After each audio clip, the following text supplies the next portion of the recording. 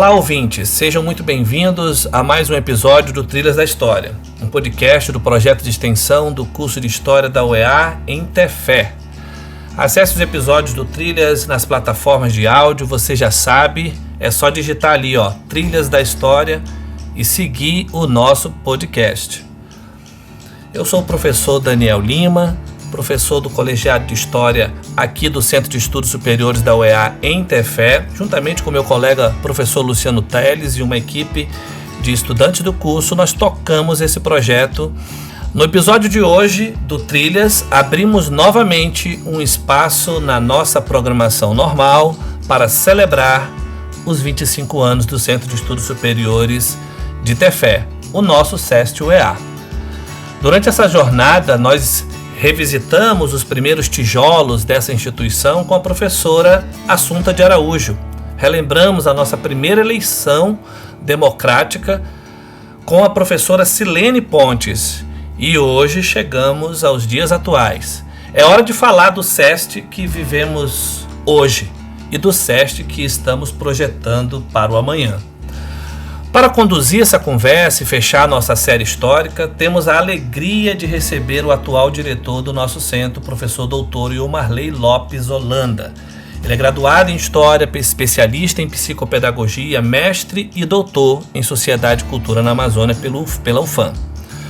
O professor Iomarley esteve à frente da direção no biênio de 2023 a 2025 e, com o reconhecimento da nossa comunidade acadêmica, acaba de ser reeleito para conduzir a instituição nesse novo ciclo de 2025 a 2027.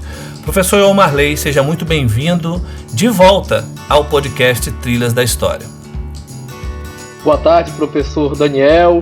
Boa tarde a todos os web ouvintes do Trilhas da História, um programa que tem cada vez mais se consolidado como uma ponte importante entre o SEST, a comunidade acadêmica e também toda a sociedade envolvente. Eu inicio a minha fala te agradecendo pelo convite, como você destacou, esse episódio celebra, o marco dos 25 anos do SEST-UEA no Médio Solimões, o presente e o futuro. Então, eu fico muito, muito grato por, justamente neste momento, estar à frente da direção do SEST e poder estar registrando, nós que somos historiadores, deixando como um registro em áudio, um pouco dessa trajetória e do meu caminhar até essa reeleição em 2025. Maravilha, diretor. Para nós é motivo de grande satisfação e alegria recebê-lo. Eu estava conversando com o nosso diretor esses dias e lembrávamos que ele esteve no podcast Trilhas da História ano passado, exatamente agora, dia 8, dia 10 de maio, fez um ano.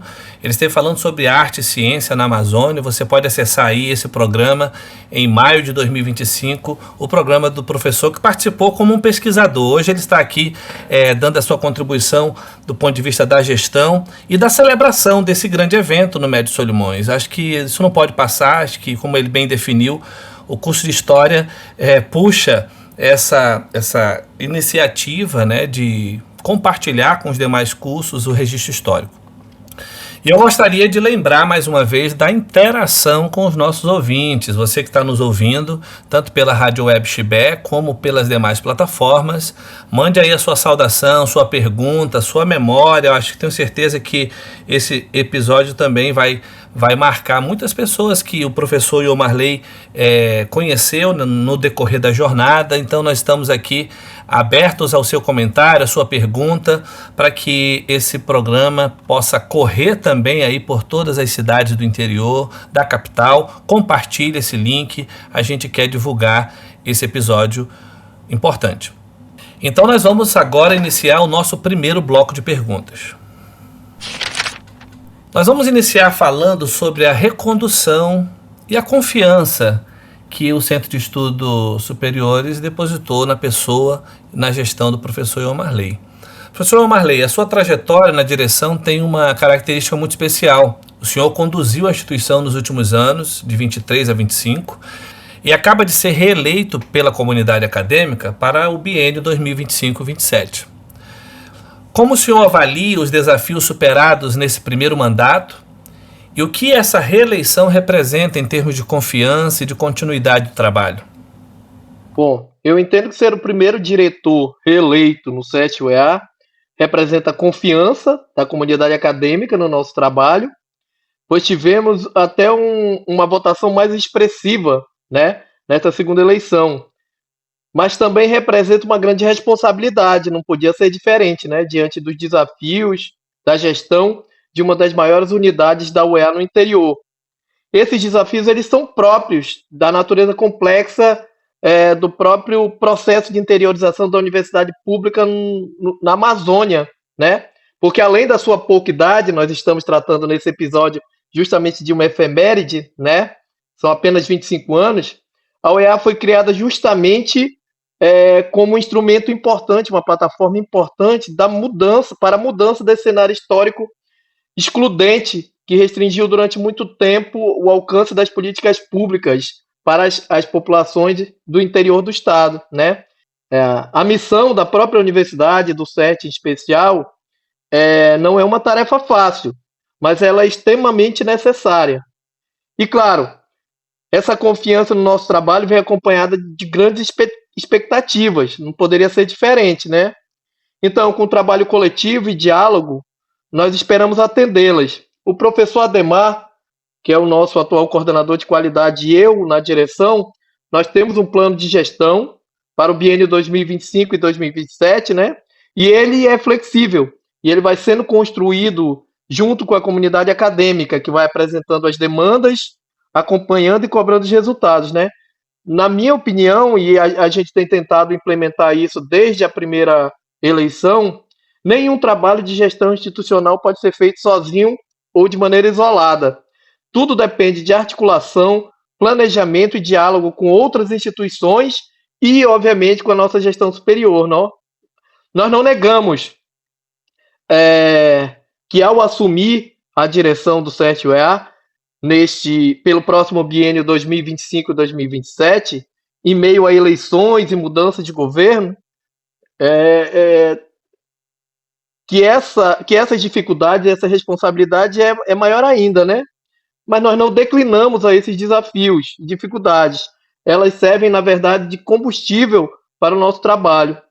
Assim, a nossa expectativa para este novo mandato é consolidar o nosso Centro de Estudos Superiores de Tefé como um grande polo de ciência, tecnologia e desenvolvimento social no Médio Solimões. Muito, muito bem, professor. Isso, acho que é aquilo que nos acompanha, né? A expectativa desse amanhã, porque não há mais retorno, como a professora Assunta demonstrou no seu episódio, a professora Silene também. Nós estamos numa grande expectativa de que o interior do estado do Amazonas, a partir do seu centro de estudos superiores, realmente supere muitos problemas históricos, né, do ponto de vista educacional. A universidade está aí no meio no coração do nosso estado para isso. Vamos lá, nós vamos falar justamente sobre isso, né, sobre avanços e novas conquistas. A universidade pública no interior do Amazonas, como eu acabei de comentar, precisa estar se reinventando sempre, crescendo sempre. Olhando para a sua gestão, professor Iomarley, quais foram os principais avanços que o senhor pode elencar, né, eleger, as novas conquistas estruturais ou acadêmicas que o senhor destacaria como fundamentais para a consolidação do SESC nesses últimos anos? Então, os desafios superados até aqui, eles são diversos, né, e eles representam avanços importantes, né. Eu vou destacar alguns, primeiramente do ponto de vista da estrutura física, que é a inauguração do maior restaurante universitário da universidade, criação e consolidação dos núcleos de inclusão e núcleo bilíngue, que apoiam e desenvolvem um trabalho importante junto aos estudantes com necessidades especiais, criação e apoio da Salieiane, que é um projeto pioneiro na universidade que acolhe os filhos dos nossos estudantes, evitando assim a evasão daqueles que não têm com quem deixá-los durante as aulas. Inclusive é um projeto que a Pró-Reitoria de Interiorização já pensa e planeja em expandi-lo para toda a universidade. Ele é um projeto piloto no SESC. criação da sala de conferência com uma conexão mais estável de internet para realização de defesas, reuniões remotas, melhoria também da própria conexão de internet com a aquisição de diversas antenas Starlinks, inauguração, reforma, inauguração e até construção de espaços importantes de pesquisa, ensino e extensão. Eu destaco o Laboratório de Bioprospecção, inclusive com projeto aprovado via FINEP, Laboratório de Educação Ambiental, Laboratório de Ensino de História, Laboratório de Educomunicação, que inclusive é onde alguns episódios do Trilhas foi gravado.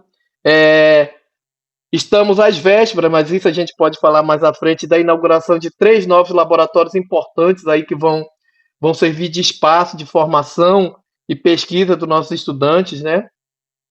Aquisição de novos veículos para apoiar as atividades acadêmicas, claro, com apoio da gestão superior, mas nós conseguimos trazê-los até aqui com uma logística, apoio logístico e financeiro para a participação dos nossos estudantes no Júnior UEA, inclusive com resultados assim que são muito importantes e marcantes, né, sendo campeões em várias modalidades, reforma de diversos espaços da unidade, pintura, troca de móveis, e aquisição de alguns equipamentos, né, e participação ativa da direção do CERT nos espaços decisórios da própria UEA, né, com comissões e conselhos importantes.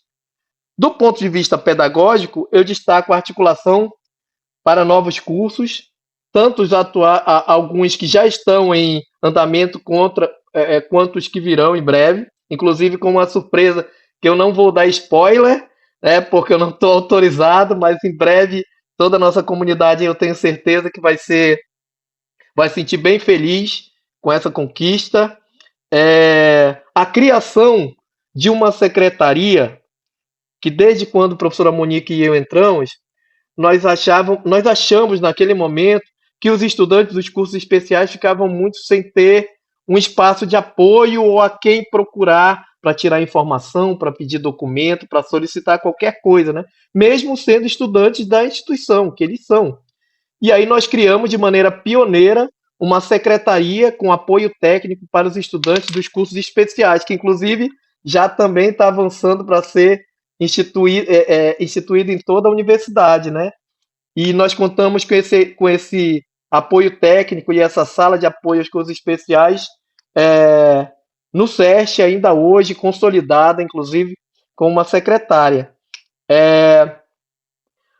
Aumento considerável da oferta do número de vagas para os cursos de mestrado, através de quê? Através de articulação e de credenciamento de nossos colegas nos 2 cursos que nós temos hoje no SESC, no PPGIC e no PPGED. Elevação de todas as notas, todas, eu destaco, as notas dos nossos cursos de graduação no Conselho Estadual de Educação. Uma conquista inestimável, que obviamente não é um trabalho só da gestão, claro, é um trabalho coletivo. Alunos, professores, coordenadores de curso e gestão no sentido de elevação desses índices. Cada vez mais, e com destaque, a aprovação dos nossos egressos, tanto em cursos de pós-graduação interno e externo, eu digo mestrado e doutorado, quanto em concursos públicos. O último, eu posso citar como exemplo, o concurso público da Prefeitura de Tefé, boa parte dos aprovados são egressos do SESC. Isso nos deixa, assim, muito, muito feliz, realmente, né? Ofertas, e eu destaco isso e eu gostaria de que ficasse registrado, né? Oferta de diversos cursos de especialização lato sensu para a nossa comunidade tefeense e de cidades vizinhas, de maneira totalmente gratuita. No conselho acadêmico e em todas as instâncias, inclusive o pró-reitor de pesquisa e pós-graduação, o professor Roberto Mubarak, sempre destaca isso, que o SESC é uma das grandes unidades da universidade que se mantém ofertando cursos de maneira gratuita, porque nós acreditamos que um dos papéis da universidade no interior do estado é proporcionar formação continuada. E o SESC, neste momento, inclusive, nós temos 3 cursos de pós-graduação todos muito cheios, inclusive alguns com 2 turmas, né? Ofertados de maneira gratuita. Realização de encontros pedagógicos sempre com a presença de algum membro da gestão superior, né?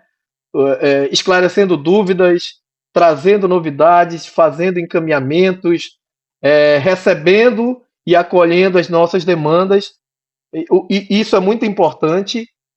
Criação de uma comissão de reformulação dos PPCs que ainda estão em andamento e que vão colocar todos os nossos projetos pedagógicos de curso de acordo com a legislação vigente, claro, com apoio e assessoria da CAI e da Prograde, né? Realização de muitos, mas se eu for citar aqui a gente não teria nem tempo, nesse tempo todo de muitos eventos internos, trazendo inclusive pesquisadores e escritores de relevância a nível nacional, né?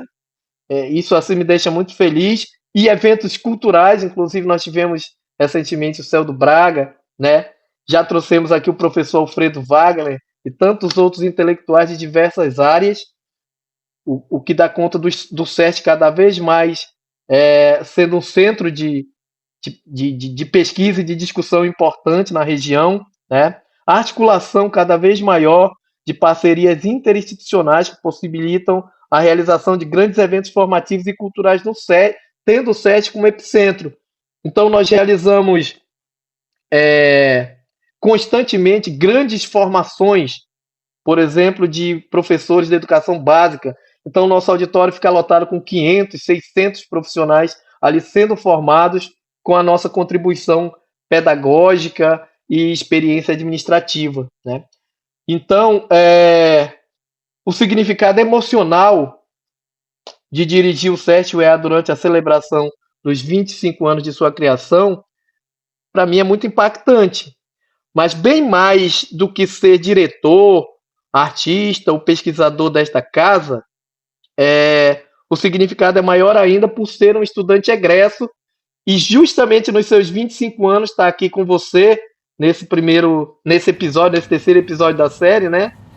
Deixando registrado o quanto nesses 25 anos o nosso centro cresceu, quanto ele contribuiu com a sociedade, tem contribuído e ainda vai contribuir, né? E isso dá conta de toda a importância que o SEST teve, tem e ainda terá na formação dos profissionais, não só da educação, em diversas áreas, nessa região do Médio e até do Alto Solimões, porque nos seus primórdios, digamos assim, nós recebemos estudantes do Rio Negro até o Alto Purus, mas isso aí a gente pode falar mais adiante.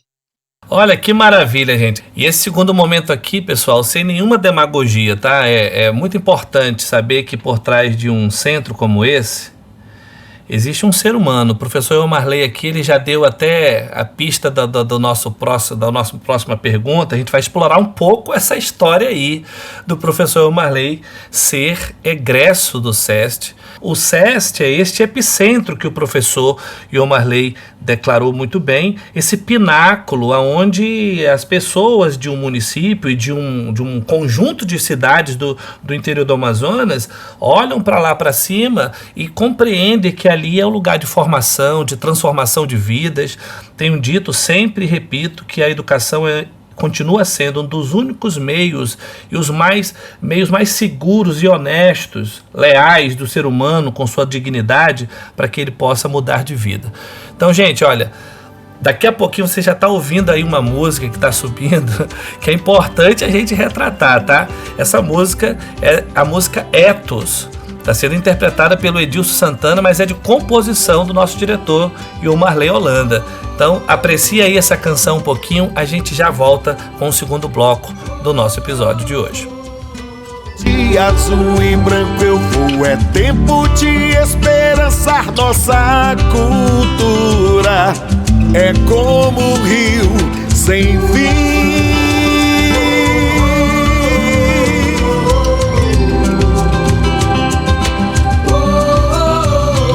A Amazônia das diasporas vem se revelar. Sou quilombo libertário, chama viva dessa festa do meu boi bumbá. Meu boi bumbá.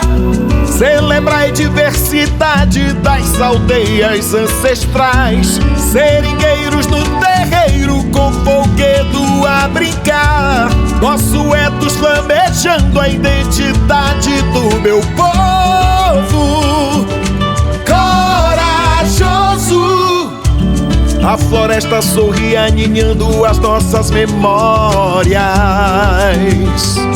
Gente guerreira. Esse chão é o lugar do encontro de tantas histórias. Como um amor que se foi pra voltar, sempre voltará. Viva a maçonidade, o erguido em liberdade. A cultura floreja o meu ser, somos flecha pra lhe defender. Viva a maçonidade, Viva a maçonidade. em liberdade. A cultura floreja o meu ser, somos flecha pra lhe defender.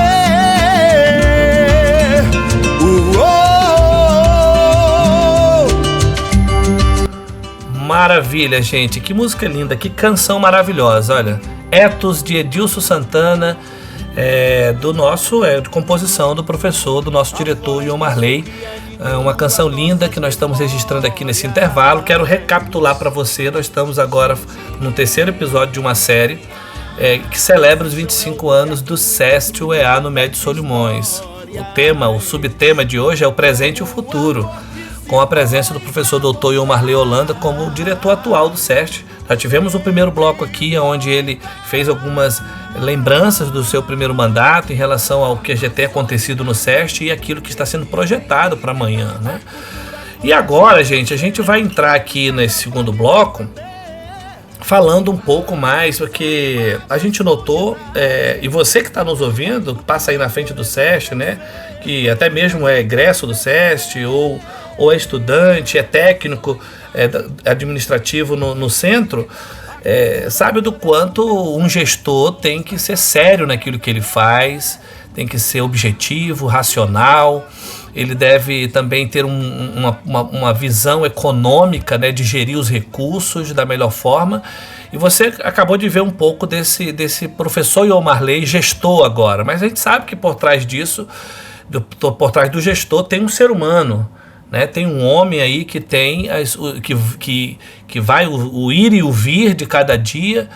E a gente quer falar um pouco mais do simbolismo desses 25 anos a partir de agora, né? Professor Ion Marley, a gente imagina que está na cadeira da direção, exatamente no momento em que a instituição completa um quarto de um século, né? Deve ter um peso singular para o senhor, né? Não apenas como gestor, mas como também professor, pesquisador, artista. Fala um pouco para nós, qual é o significado emocional, histórico de estar à frente do SEST no grande marco dos 25 anos? É um significado, assim, profundamente importante na minha vida, na minha carreira, né, na minha trajetória. Desses 25 anos da universidade, especialmente do SEST, eu passei 23, né? Então, metade da minha vida eu passei na UEA, né? Eu posso dizer assim. Em agosto de 2001, eu cheguei aqui, assim, um garoto, né, cheio de sonhos, expectativas, o primeiro a ser aprovado no vestibular da minha família, né? Um dos primeiros da cidade a sair, da minha pequena cidade, eu sou fontiboense, né? A sair para ir fazer faculdade pública, né? Fora da cidade. Então, a gente traz uma série de expectativas, de sonhos, e coincidiu de isso acontecer e se desenvolver justamente numa instituição que também estava nascendo e que queria se consolidar enquanto um centro de formação importante, né? Então eu posso dizer que a gente está falando da minha trajetória, mas tantas outras pessoas naquele 2001 crescemos junto com a universidade. Nós vimos ela nascer, ela florescer, tivemos presente nas suas primeiras lutas, né? Eu fiz parte do primeiro movimento estudantil como secretário de cultura, né, daquele grupo, nas manifestações em que nós buscávamos, principalmente no primeiro momento, um terreno para a construção do prédio da universidade, porque o primeiro prédio da universidade, onde eu estudei, na realidade, era alugado, né, da Prelazia de Tefé, que é de Tefé e da região sabe, frente da Escola Frei André da Costa. E eu, todas as manhãs, junto com outros 8 fontiboenses, nós caminhávamos do nosso bairro até a universidade.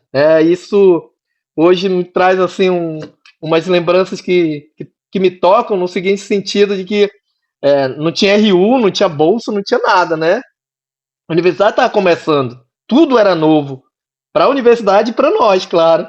Então caminhávamos e aí a gente tinha que voltar para casa, quase meio-dia também a pé, e lá ainda íamos fazer a comida, né? Que os nossos pais mandavam a caixa de peixe de Fonte Boa e a gente ia fazer a comida com os colegas e comentar o que tinha acontecido no dia, né?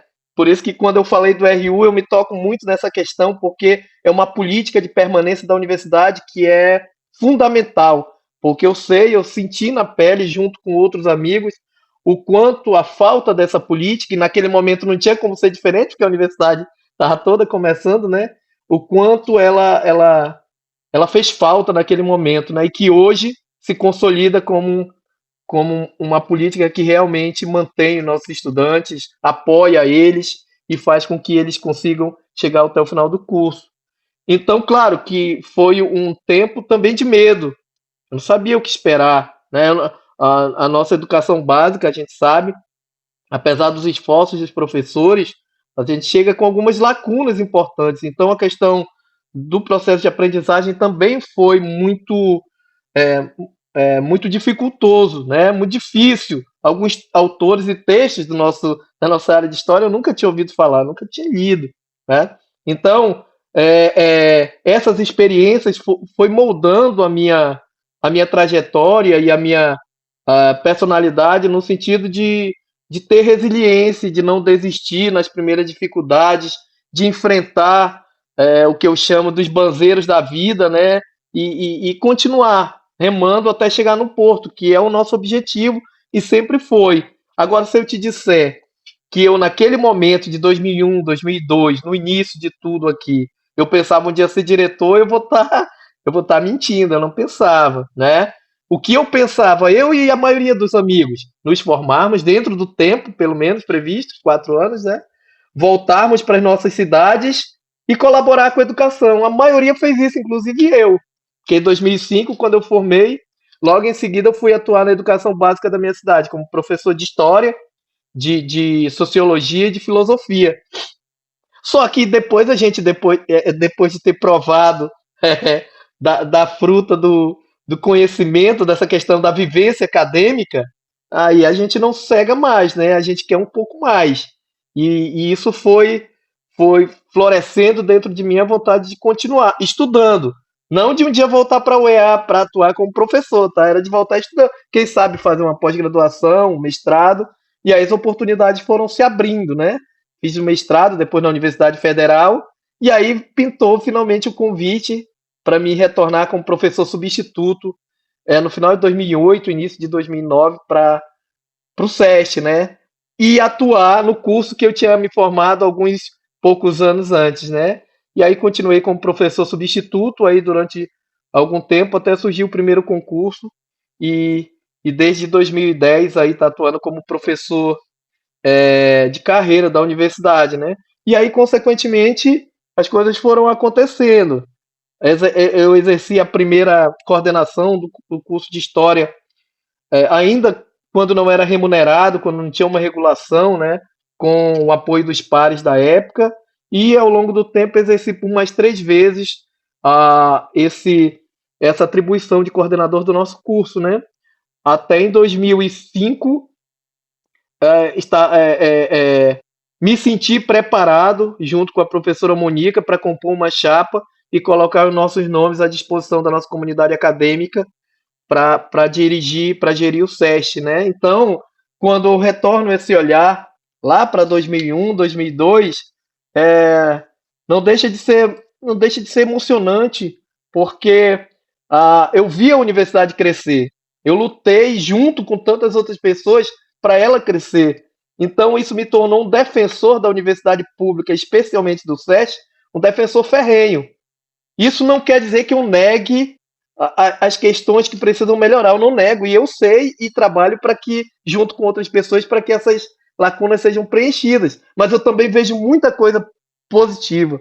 A gente está falando aí de nos primeiros, já que a gente está nessa parte mais emocional, eu vou quebrar um pouquinho só para falar de número. Nos primeiros 10 anos, o SESC Fique à formou vontade. mais de 800 profissionais da educação. Imagina, nos primeiros 10 anos, dentro de um contexto que, como eu falei no início, de políticas deficitárias de formação de professores. Imagine esses mais de 800 profissionais que voltaram para as suas cidades, o impacto que isso gerou em todos os aspectos da vida, não só na educação, mas no aspecto econômico, passaram a ser servidores públicos, no aspecto social e no aspecto de ascensão socioeconômica das famílias. Porque quando um profissional ele consegue iniciar uma carreira, não é ele que avança sozinho, ele avança com as pessoas que estão ao seu redor.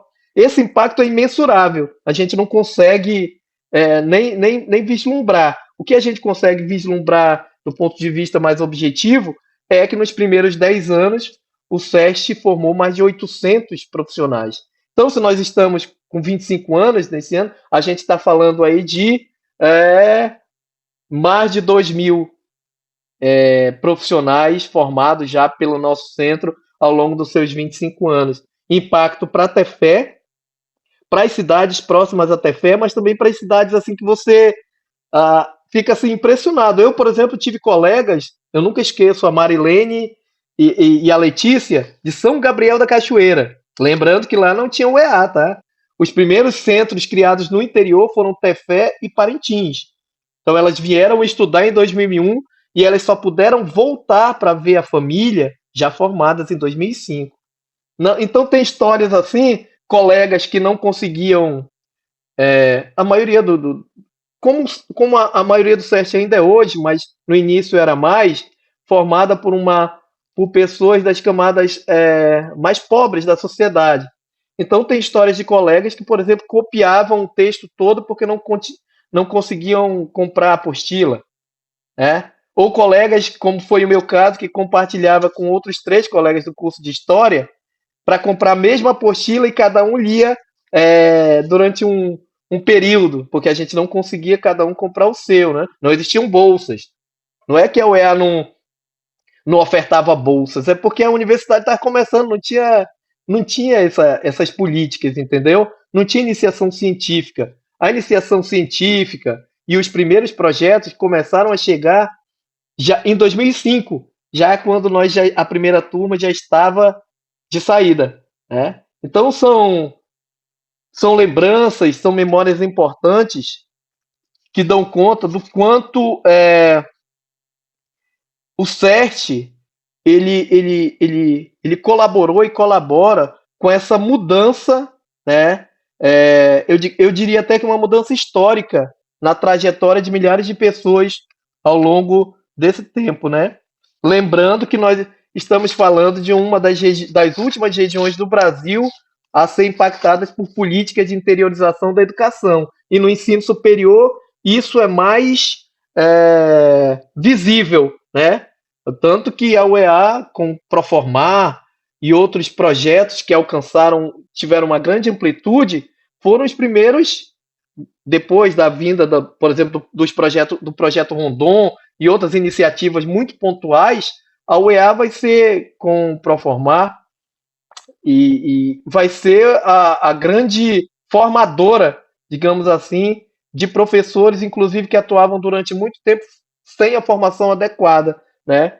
Claro que era uma exigência legal, mas também foi força de vontade política daquele momento, né? Organização que propiciou com que a gente tivesse, por exemplo, hoje em dia, mais de 80 mil, cerca de 85 mil profissionais formados em diversas áreas pela UEA nos seus 25 anos, tá? Dados aproximados, cerca de 80 e quase 100 mil, e eu não vou falar 100 mil amazonenses, tá? Que a UEA forma pessoas do Brasil todo, que vêm, estudam aqui, ou retornam, ou ficam por aqui. Então Sim. não tem como negar o impacto disso, né? Gente, olha, e essa parte do nosso episódio, ela começa com essa carga emocional de memórias. Eu acho que os nossos estudantes, né, professor Elmarley, do curso de História, devem ouvir, prestar atenção nesse relato, porque esses primeiros 5 anos, eu acho que tem uma relação com o que a professora Assunta nos falou lá atrás, foi probatório para todo mundo, né? Corria risco de fechar, de a universidade não avançar. E as primeiras turmas, efetivamente, são os desbravadores. Depois os programas começaram a chegar, os concursos, as bolsas, etc. e tal. Mas olha só que importante o professor dar esses dados. Esses dados aqui estão registrados. Já atinei aqui, professor Elmarley, o faro do pesquisador. Isso aí da pesquisa de campo, da investigação profunda em relação à história de vida dessas pessoas, ao impacto social, econômico na população de vida do interior. O senhor sabe disso, do quanto a gente está nessa interpretação da história, né, de perceber que os filhos do interior não podem ser tratados como enteados da Amazônia, jamais, né? Nós precisamos dar essa dignidade e orgulho de sermos quem somos, porque somos daqui, professor. Então, assim, esse depoimento foi muito emocionante. Você quer completar mais alguma coisa? Sim, já o senhor me fez recordar outra questão aqui que eu acho muito importante nesse contexto.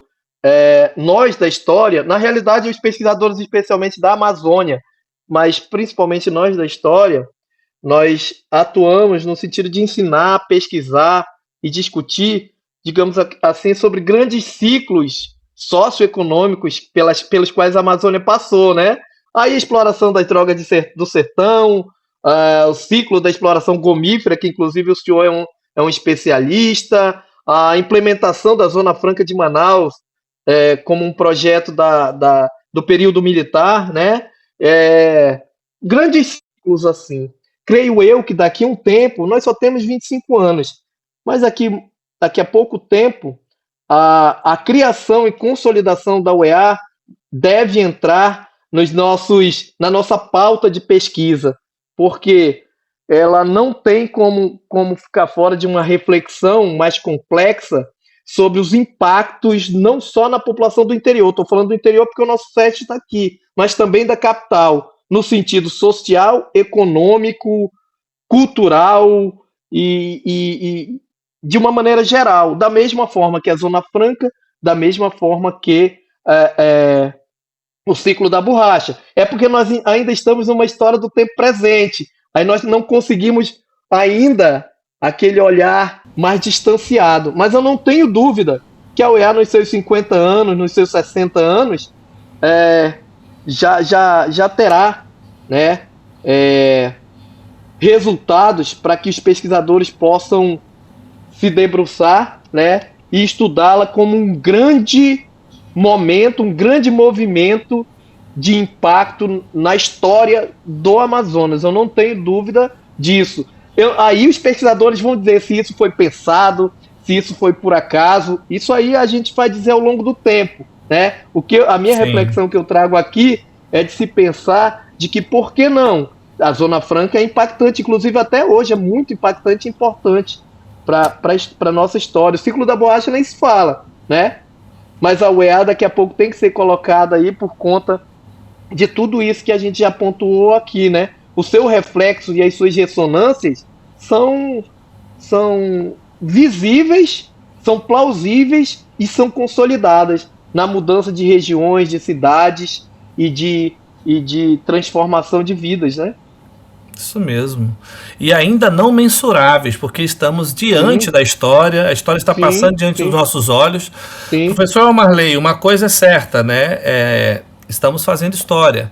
E isso não é nem com uma pretensa arrogância que falamos isso, mas é com muito orgulho de saber que estamos numa universidade desse tamanho, desse porte e dessa perspectiva que o senhor nos apresenta. E olha, gente, a gente já vai finalizar justamente falando de futuro, porque a gente acaba se adiantando na pauta aqui alguma outra coisa, mas o que vai ficar, professor, acho que nesse momento, de maneira muito direta e sensível para quem nos ouve, né? Nós estamos encerrando essa série especial de entrevistas, olhando para frente, né, vendo essas perspectivas, os próximos passos da OEA, desse novo mandato que inicia na sua pessoa, na sua gestão.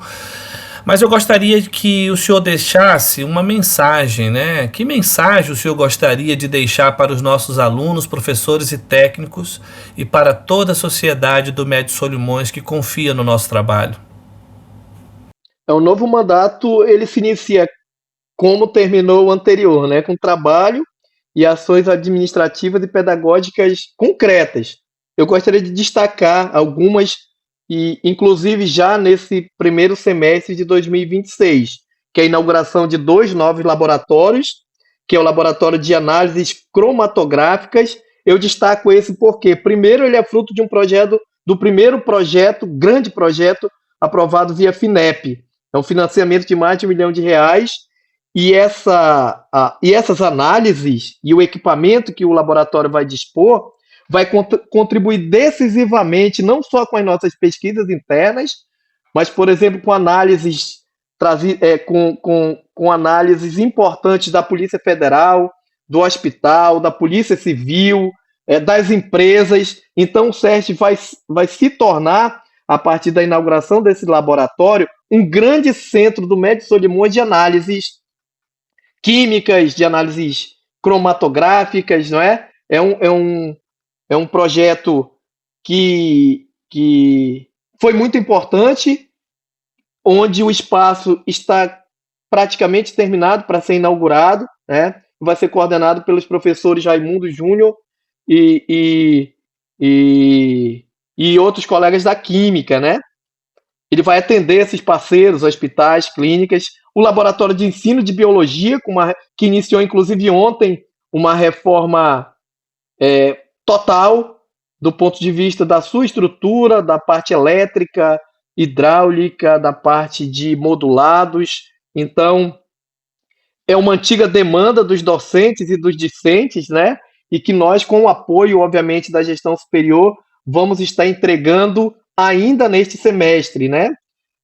Vamos estar também inaugurando o Laboratório de Educação Ambiental, coordenado pela professora Eubia, em parceria assim, com instituições importantíssimas, como o Mamirauá, como o ICMBio, um centro de pesquisa e de difusão do conhecimento de uma área que é fundamental na Amazônia, né? Que é da educação ambiental e da conscientização, inclusive do destino do lixo, da discussão sobre a conscientização nas escolas. Então é algo também que a gente vai estar inaugurando muito em breve. Ainda este ano, a nossa ideia é de inaugurar finalmente a conexão via Infovia 02, a conexão via fibra ótica, né, que é um grandioso projeto do governo federal com a iniciativa privada, que já tem um tempo que vem sendo implementado, onde a fibra é lançada até Tabatinga, e o CERJ, desde o ano passado, já está, do ponto de vista técnico, todo preparado só para receber já essa nova conexão, né? Nós vamos continuar usando a Starlink, obviamente, as antenas Starlink, como uma espécie de backup, mas toda a nossa internet vai ser fornecida pela Infovia 02, o que é um avanço. Você não tem ideia, nesses 25 anos, de uma internet zero para uma internet 25 anos depois via fibra ótica, você não tem ideia.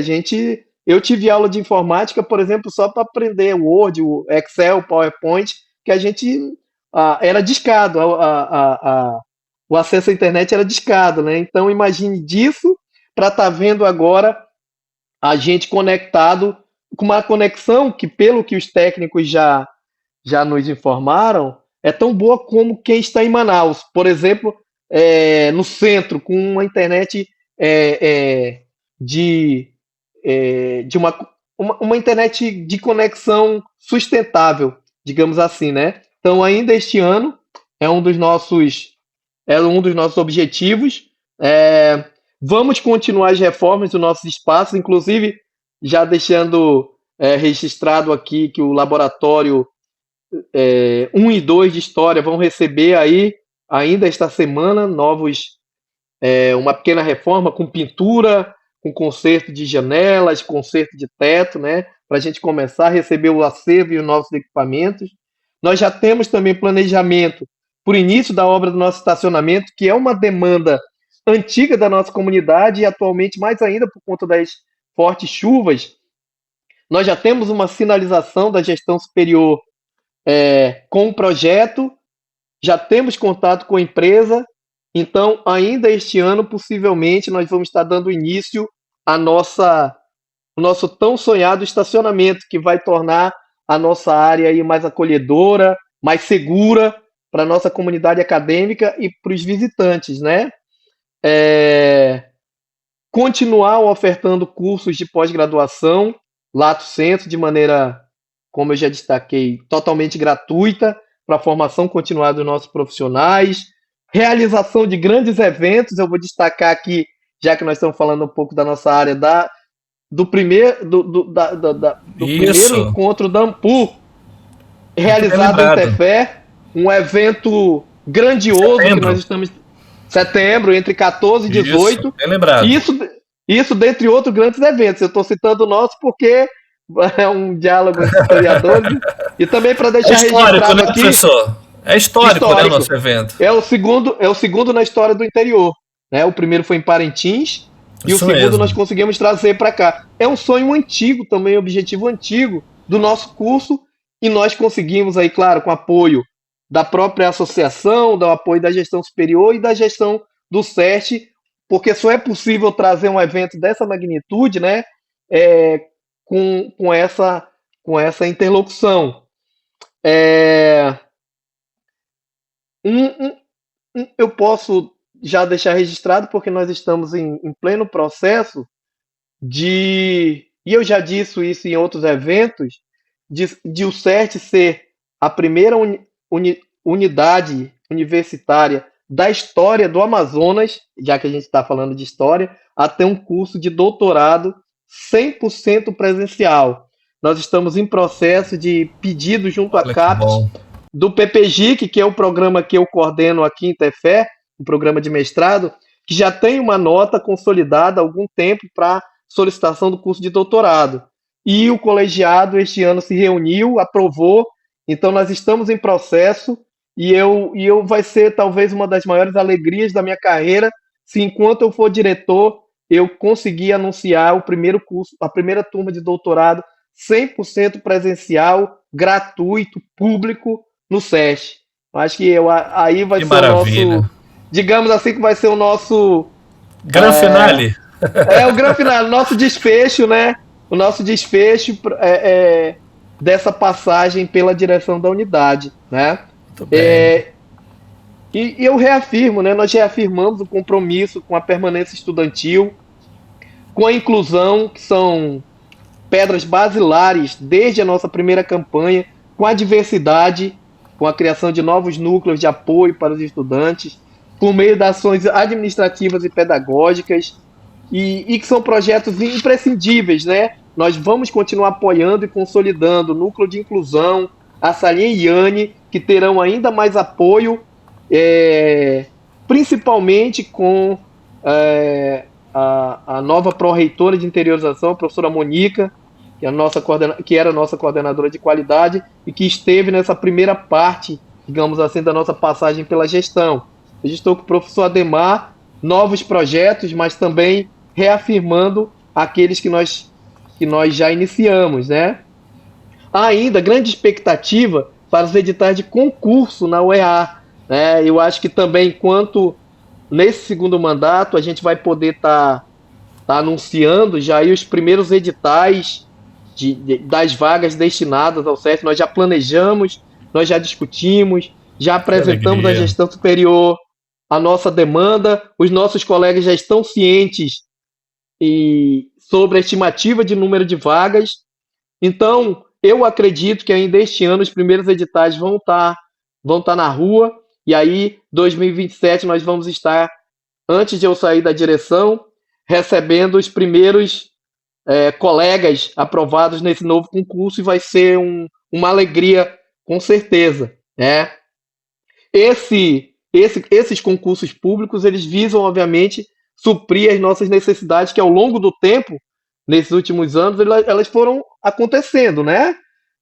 Falecimento, aposentadoria, transferências. Então, a gestão superior, junto com a gestão do SESC, já tem isso desenhado, e creio eu que muito em breve nós vamos estar aí lançando esses editais. Nós estamos cada vez mais ampliando as nossas parcerias. Eu destaco a Prefeitura, a CEMED, o IFAM, o Mamirauá. O senhor acabou de realizar uma atividade que é fruto dessa parceria, né? Então, o senhor viu na prática como é que funciona. A OAB, a FLONA, a SEDUC, o DICEI, a Defensoria Pública, o Ministério Público, as Forças Armadas, a Casa Azul, os juizados e tantas outras que caminham conosco com o objetivo de melhorar a vida das pessoas e das comunidades amazônicas, o que nos coloca numa posição de centro regional de excelência para a formação, articulação, eventos e encontros de interesse público. E que maravilha, então, gente. Eu acho que é isso. Essa última pergunta, ela realmente nos carrega de expectativa para um futuro. Olha, muita esperança de muita coisa boa que vai vir aí. E que bom poder fazer parte disso. Que bom estarmos envolvidos com isso. Eu queria agora pedir ao professor Elmarley que deixe, então, os seus agradecimentos finais. Claro, professor, muito obrigado. Eu gostaria de deixar registrado aqui os meus agradecimentos ao senhor, à equipe do programa Trilhas da História, pelo espaço, pela oportunidade. Eu deixo ainda uma mensagem de agradecimento à nossa comunidade acadêmica pela confiança, pelo apoio, pelas críticas. Quem está em posição de gestão tem que estar preparado para ouvir, para entender e para encaminhar a resolução, porque as pessoas esperam isso. É isso que eu espero também dos nossos representantes, né? E também acolher as sugestões ao longo da nossa jornada na direção da unidade, né? Eu reafirmo e ratifico o nosso compromisso com a gestão democrática, que é uma das pedras basilares da nossa passagem pelo cargo, e vai continuar assim até agosto de 2027. Por fim, professor, eu gostaria de agradecer ao senhor e à equipe do Trilhas da História pelo convite e pelo espaço.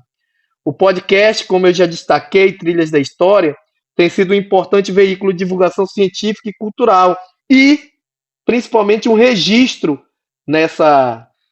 nesses 3 episódios que se encerram hoje, da história de 25 anos do nosso centro, né? Muito obrigado. Que maravilha. Então, professor Elmarley, realmente a gente fica lisonjeado pela sua presença. Nós que somos honrados aqui enquanto nosso diretor. Quero te agradecer também aqui nesse episódio por todo o apoio que você tem demonstrado a mim enquanto professor, enquanto, enfim, líder de alguns projetos que precisamos estar desenvolvendo. Gostaria de, então, agradecer a você que nos ouviu até aqui. Segue o nosso Instagram, acesse os episódios nas demais plataformas, encaminhe esse episódio aí para muita gente ouvir. A gente agradece e é isso, gente. Até o próximo episódio do Trilhas. Um grande abraço. Tchau, tchau.